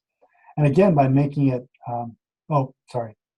if you want to. Well, I hear, yeah, so what Lee said about, allowing one to be comfortable seems to be, if I'm getting you correctly, that it's closer to the person's experience. So the genealogy of persons would involve, it would bring a different sort of consequence, I suppose, than would, just focusing on ideas. And I'm assuming that you're saying that the connection between those different types of way of thinking could be an important step.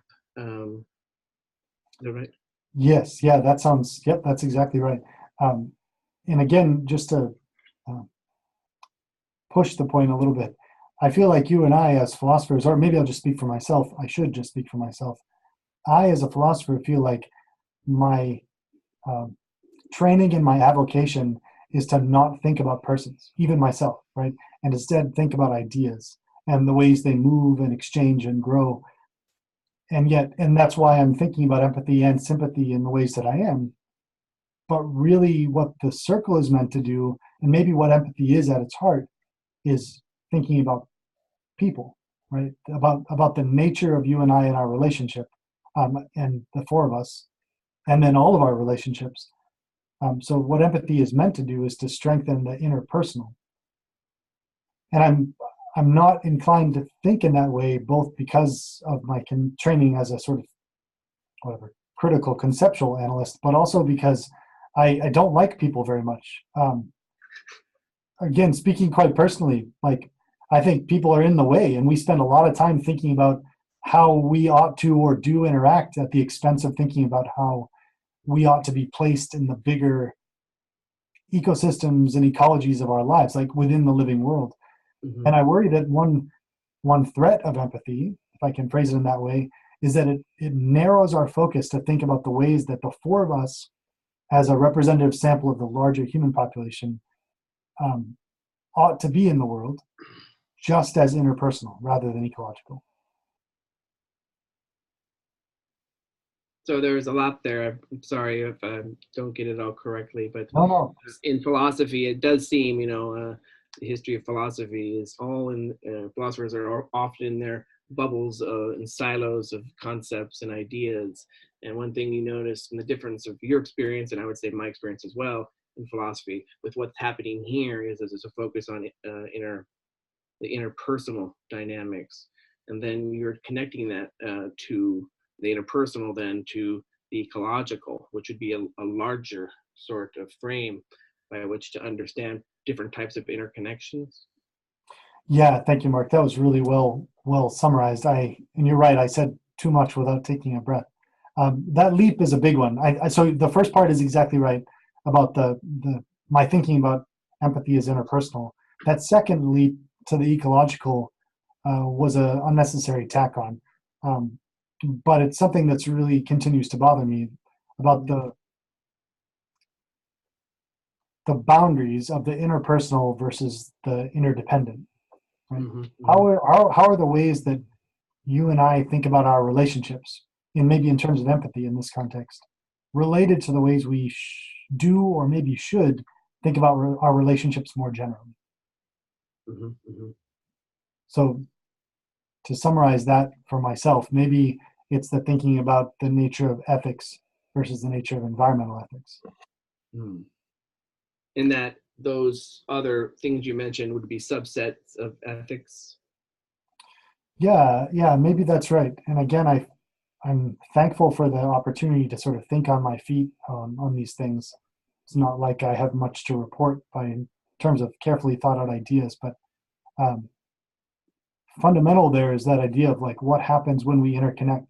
Empathy, again, just from my perspective, empathy is this idea that we are an explanation of the ways in which we are interconnected. And maybe there's a normative component. Maybe there's a way we should be interconnected. Like it seems to me to be, especially in this community, empathy is a good thing, and we ought to pursue it. Mm-hmm. So again, going back to what happens or the consequences of interconnection, and beyond that, there might be a normative component. Would that be based on the consequences of particular modes of interacting? I'm sorry, I don't know if I can ask a question. Is that okay? It's just reflecting. It's your turn now too. So, oh, okay. So I'll start off with a question. So going back to who are you speaking to? Oh, I've talked to all three of you. I'll go back to Jonathan since I had a question about what he just said, or some thoughts. This in the history of philosophy, right? The work you're doing, Jonathan, is very much trying to bring philosophy down from the skies and trying to affect the lives of everyday people. And I think that one of the things you said is there's more than just the interpersonal, and there's interspecies ethics, and there's just the basic fundamental thing that we are all interconnected in some sort of relational world. Now, I'm a pragmatist, so I draw a lot from the theory of relations by William James, and that's kind of my bias. I drank the Kool-Aid of pragmatism a while back, so that is my bias. And so fundamentally, things in the world, philosophers normally think of things like, what's the essence of cup? And they think about the quality dynamics, the causes of it, and then they try to define essences. Well, in the 20th century, especially with the rise of pragmatism, you have this notion of relations. And so one of the things that everyone's been saying is, what's the connection between, because I've heard the term relational empathy thrown about a bit. I mean something quite different from relational empathy. I think when most people are talking about relational empathy, they're talking about the relationships between people. Well, I'm talking about the relations between any particular objects or ideas in the entire cosmos, as a mode of being connected.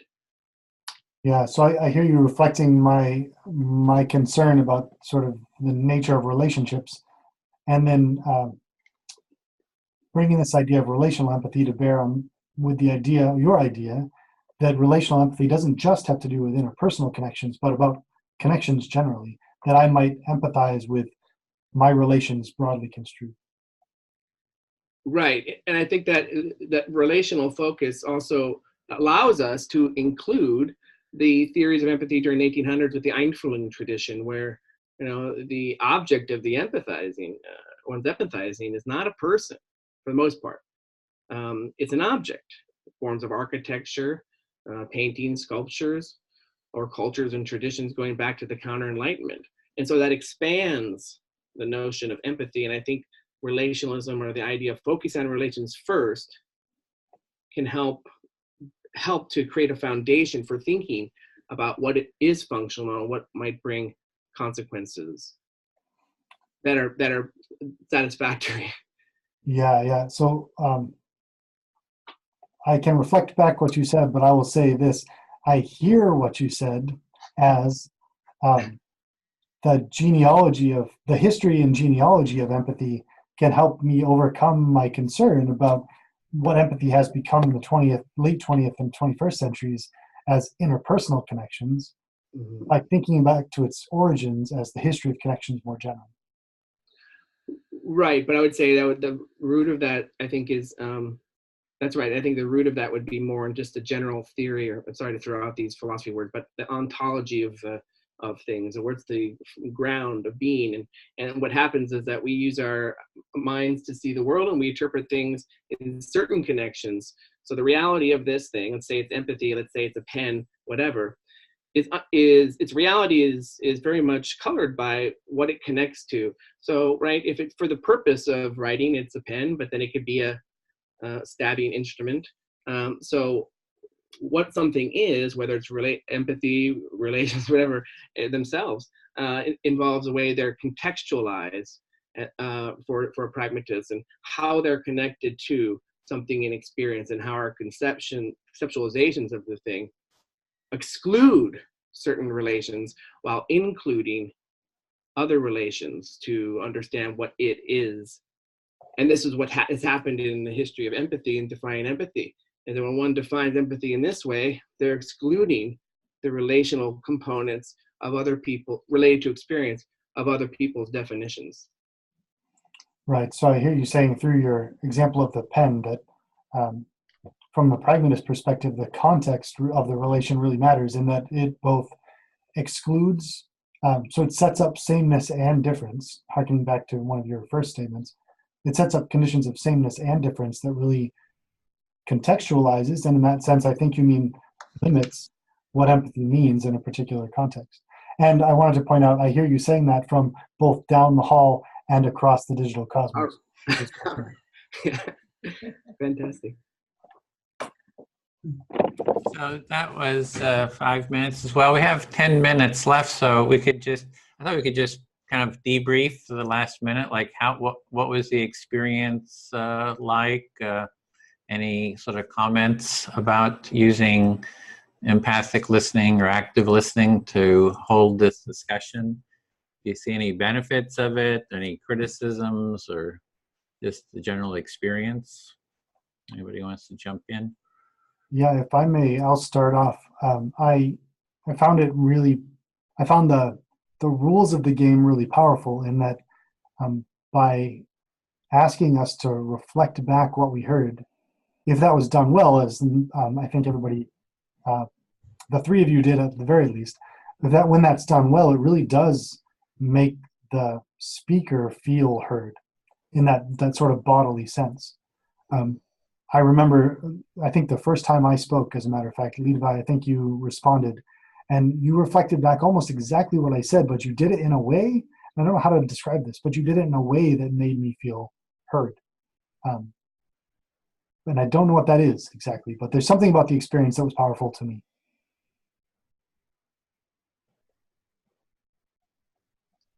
I love it too. I love it.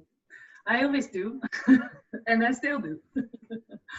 But it's it's great. That's so I started off at the very beginning telling you, Mark, like when we start these conversations, it needs time. We need to get into it, right? Everybody brings everything that they have to say to this conversation, and we start with quite chaotically, and we all, we're not dialoguing, we're all bringing our things.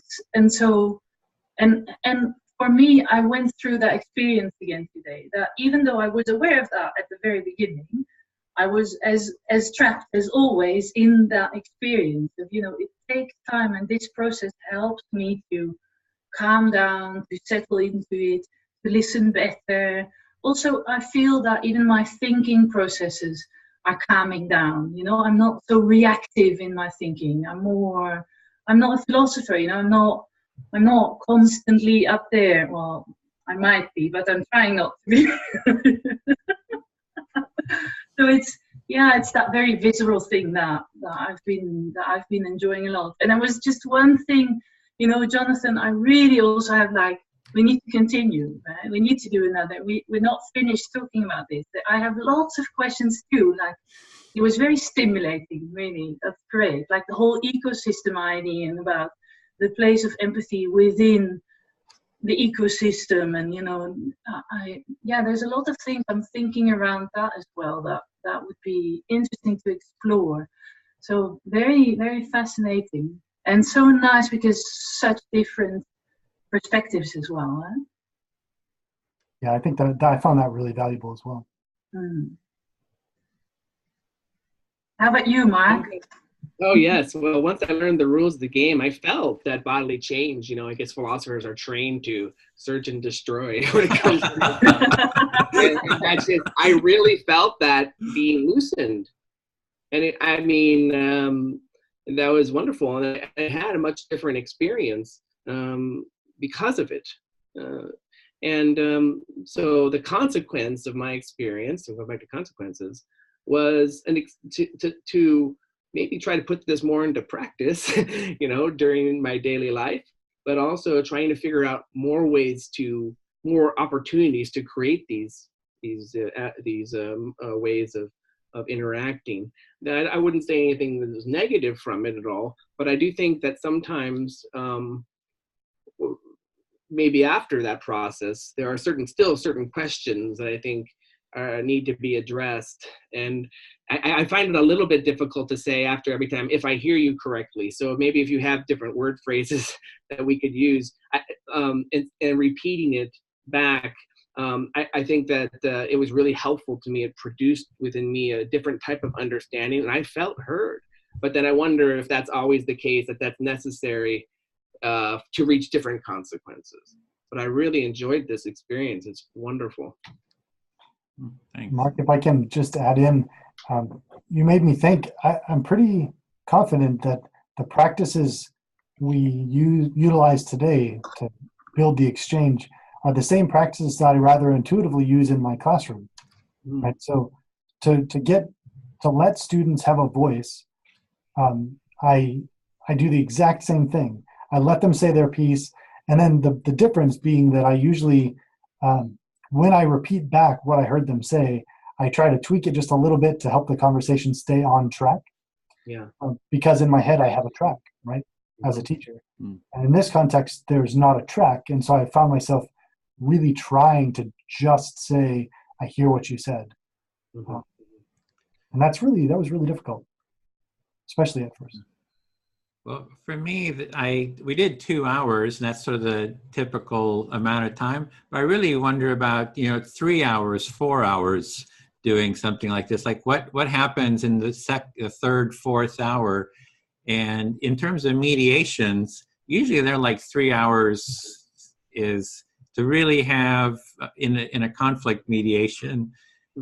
At least 3-4 hours is kind of needed for some kind of a shift to happen. So I do wonder about, doing that. I would be definitely up for doing another one of these, or I want to do these sort of ongoing. So if you want to have the same group do it again, would be great. We can bring other people in or mix and match. So I'm wanting to get sort of an ongoing, practice with different people with a background, in empathy.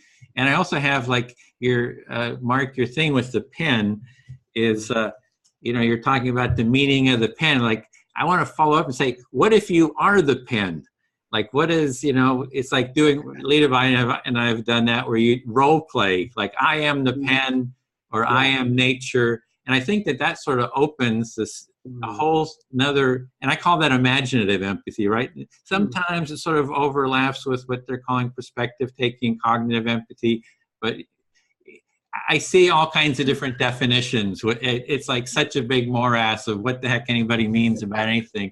But I call it imaginative empathy in terms of imagining you're the pen, imagining your nature, imagining you're the intellectual, imagining you're the feeling, and taking on the role and then having some dialogues with other things. So anyway, I would love to do something like that too. So that would be really, you know, if you want to do like 4 hours. So in our empathic intervision, we do that as well. And we go on to this imaginative empathy, and we do that type of role play. I think if you want to do a longer session, you know, it's also good to have a new way of doing things, because, you know, staying for 3 or 4 hours in this process with each other, it feels great, but it's also quite a cognitive load, and we're also working hard with each other. So just changing the way of doing things, and especially with the imaginative empathy, it brings could lighten it up and shift the energy. Yeah, absolutely. We should think about that, you know. Would be low. I don't know if anybody else interested in doing another one. We can schedule via email and stuff. But that's too okay. Good. Well, okay, then I think we're on time. Thanks everybody for taking part, and I'll post this, and you know, we'll schedule. Let me know some dates and times for other ones, and we'll just keep the ball rolling. And thank you, Edwin, for holding the space again. Thank you, everybody. It's amazing. Thanks. Okay. Thank you.